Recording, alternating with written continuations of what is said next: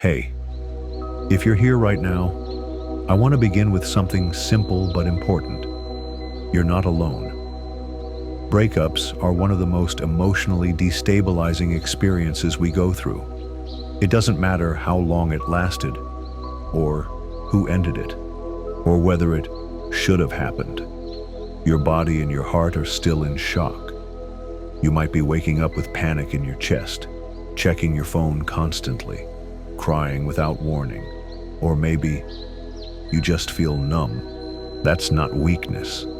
That's grief. You are grieving the version of yourself that was still hoping.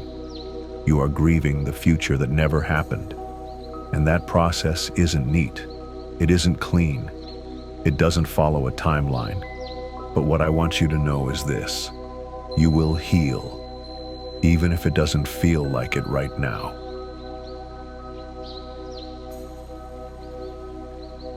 Let's start here.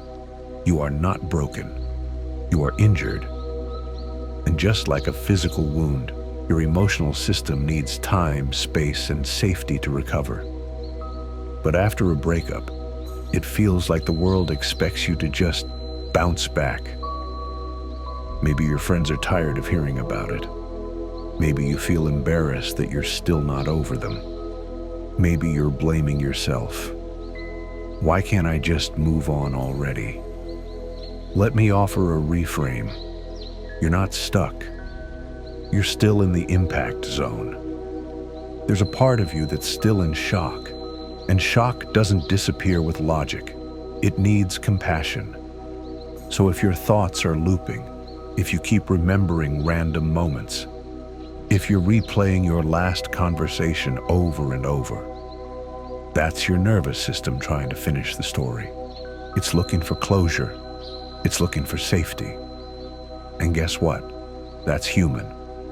So, don't shame yourself for the spiral. Just anchor yourself in small truths. You don't have to reach out to them to feel okay again. You don't have to pretend you're over it. You're allowed to not be okay and still be healing. Every moment you choose not to chase the past, even when it hurts. That's healing.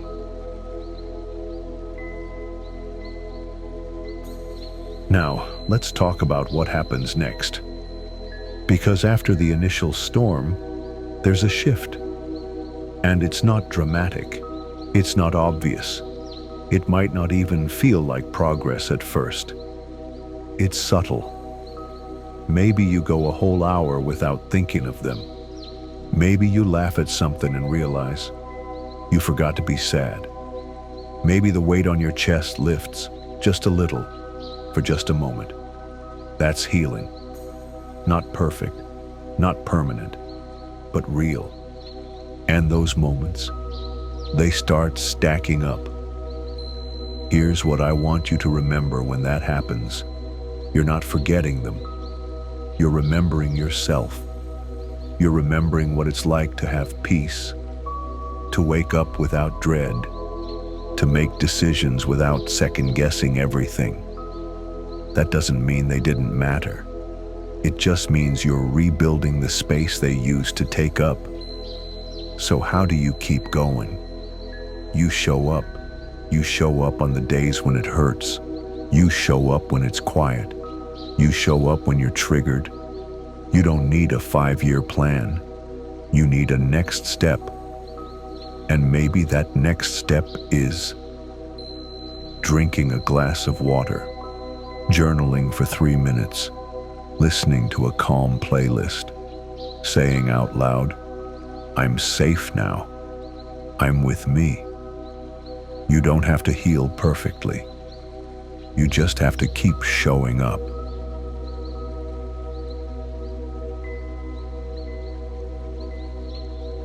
Let's get honest for a second. Most of us aren't just mourning the person. We're mourning the parts of ourselves that we gave away. Maybe you lost your voice trying to keep the peace. Maybe you shrunk yourself to be more lovable. Maybe you accepted crumbs because they were familiar. Maybe you stayed, hoping love could fix what wasn't yours to fix. So when the relationship ends, it's not just the connection that breaks, it's your identity. You're left asking, who am I without them?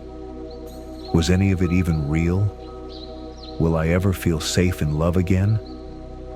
And I want you to know, you will. Because every day you choose yourself, even in small, quiet ways, you're laying the foundation for a future that feels different, more grounded, more honest, more safe. You may start reclaiming pieces of yourself, your laughter, your boundaries, your needs spoken without apology, your peace. The version of you that comes out of this, they will have better boundaries, a clearer voice, and a softer, stronger heart. That's not weakness, that's wisdom, that's resilience in bloom. And as your sense of self returns, your love won't come from fear. It will come from clarity. It will come from choice. You'll stop chasing and start choosing. And that is where real healing lives.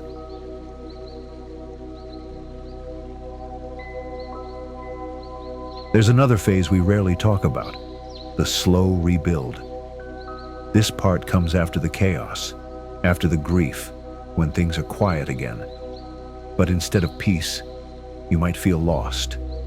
Like, what now? This phase is tricky. You're not where you were, but you're not fully better either. You're floating between versions of yourself, and it can feel lonely. This is where identity work begins, not by reinventing yourself, but by returning to yourself. Ask, what used to light me up before the relationship? What boundaries do I wish I'd had? What values matter to me now?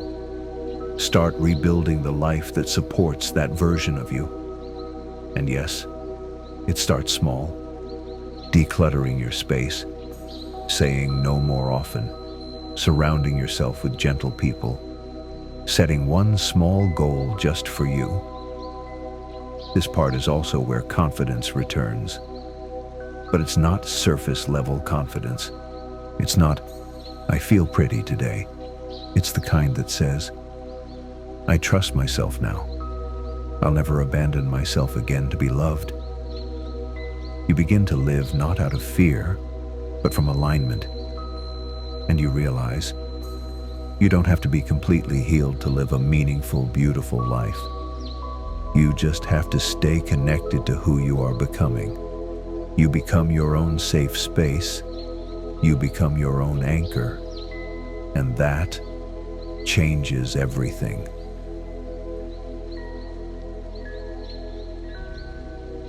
So let me say this as clearly as I can. You are going to be okay. Not because the pain will disappear overnight. Not because someone new will magically fix it, but because you're already showing up. You're listening to your own sadness. You're learning how to sit with hard feelings. You're creating space for peace to return. That's not small. That's everything. You're learning how to stop abandoning yourself and how to be a safe place for your own emotions. You're learning that your softness is strength, that your grief is not a flaw. It's evidence of your capacity to love. And if you ever feel like you're falling backward, just remember, healing isn't a straight line. It's a spiral. And every loop brings you back with more awareness, more clarity, more care for yourself, more trust in your own timing. And the truth is, healing doesn't mean the pain vanishes forever. It means the pain loses its grip. It means you wake up one day and it's not the first thing you think about. You feel moments of peace. You enjoy a song again. You smile and mean it. Healing also means you start hoping again, not for them to come back, but for your future, for the love you now know you deserve. You'll be more careful with your heart, not out of fear, but out of love for yourself. You'll learn how to stay when it's right and walk away when it's not. You'll stop begging for love and start embodying it. You'll stop performing and start resting. And one day, you'll realize you made it. Not because someone told you, but because you'll feel it. In your chest, in your choices, in your calm. That's when you'll know. You didn't just heal, you transformed. And if you're still in the early stages, that's okay too. Because even just listening to this is a beginning. It's a decision to turn toward yourself with gentleness. So wherever you are right now, in bed, crying, driving in silence, or just breathing, know that it matters. You matter. And if you need help, I made something for you. Download my free guide, 5 Steps to Soothe a Heartbreak, at www.thehealingnest.com. If you want to go deeper, the full ebook and tools are there too. But even if you never click that link, I want you to remember this. You're not broken. You're becoming. And you're doing better than you think.